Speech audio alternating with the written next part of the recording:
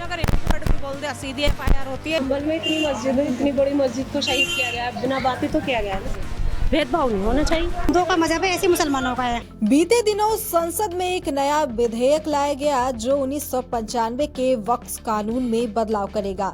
इस संबंध में संयुक्त समिति की रिपोर्ट पर संसद के सदनों में चर्चा चल रही है। इसका मकसद वक्फ बोर्ड के कामकाज में पारदर्शिता लाने के साथ महिलाओं को इन बोर्ड में शामिल करना है। सरकार के अनुसार मुस्लिम समुदाय के भीतर से उठ रही मांगों को देखते हुए ये कदम उठाया जा रहा है।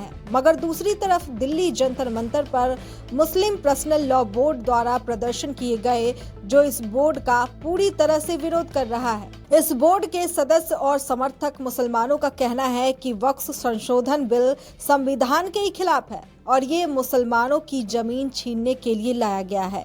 हमारे संवाददाताओं ने कुछ मुस्लिम महिलाओं से बात की है इस बिल को लेकर। तो आज मुस्लिम समुदाय के लोगों से कुछ बात करेंगे बोर्ड में। क्या मोदी गवर्नमेंट इसको कर रही है या बेवजह मुसलमान को परेशान किया जा रहा है? सर आपको नहीं लगता कि कोई परेशानी है? बताइए, हर चीज में मुसलमान को टारगेट किया जा रहा है, हर बात में। सर एक बात हो, कोई हिंदू कुछ भी बोले, कोई FIR नहीं, कुछ नहीं, लेकिन एक मुस्लिम ने अगर एक वर्ड भी बोल दिया सीधी FIR होती है या नहीं?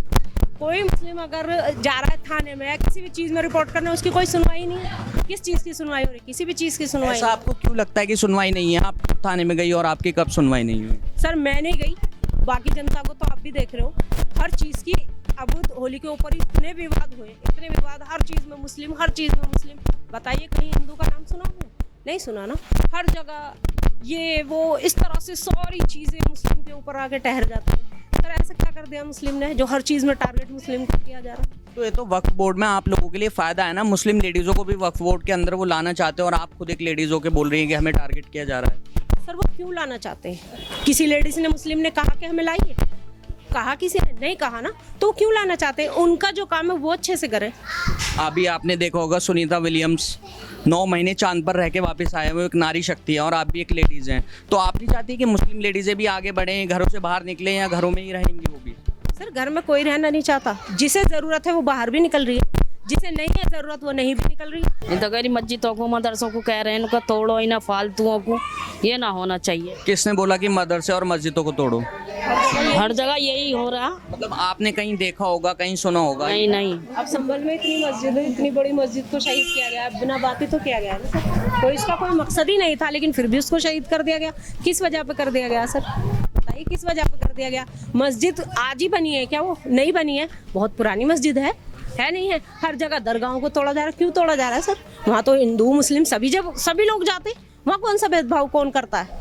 जब सब समुदाय के लोग वहाँ आते हैं तो भेदभाव क्या रह गया? आप ही क्यों कर रहे हो भाई? सरकार क्यों कर रही है?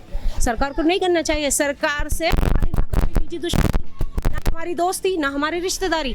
किसी भी पार्टी की कोई फर्क नहीं पड़ता, मतलब जनता को कोई फर्क नहीं पड़ता। जनता सिर्फ सरकार से चाहती है कि सबका अच्छा हो, सबका साथ, सबका विकास। आप बोलते थे तो करो, और कुछ नहीं चाहती जनता। किसी भी पार्टी की सरकार हो, जनता को कोई फर्क नहीं पड़ता। अरे आप जनता के साथ अच्छा करो, जनता तो उसी पार्टी के साथ हो जाएगी जो पार्टी अच्छा करेगी। जनता को क्या फर्क पड़ता है? बीजेपी है या कांग्रेस है, कोई भी है, कोई भी सरकार है, जनता को फर्क नहीं पड़ता। जनता को फर्क पड़ता है सिर्फ भेदभाव से। भेदभाव नहीं होना चाहिए। आपकी क्या राय है अम्मा जी इस वक्फ बोर्ड के? आपकी क्या राय है इस बोर्ड के कानून? वोट तो कह देते हैं सबका सब कुछ सही होगा, और वोट लेने के बाद फिर कोई किसी को नहीं सुनता। और मस्जिद मदरसों की बात रहती है, ये तो मुसलमानों का वो है अपना। ये सब मुसलमानों का मजहब, हिंदुओं का मजहब है, ऐसे मुसलमानों का है। हमारे पास यहाँ पर कुछ मुस्लिम समुदाय के लोग भी हैं, मर्द लोग भी हैं, तो चलिए उनसे बात करते हैं, उनकी राय जानते हैं कि वक्फ बोर्ड में संशोधन की क्या राय है। हाँ जी, मोहम्मद राशिद।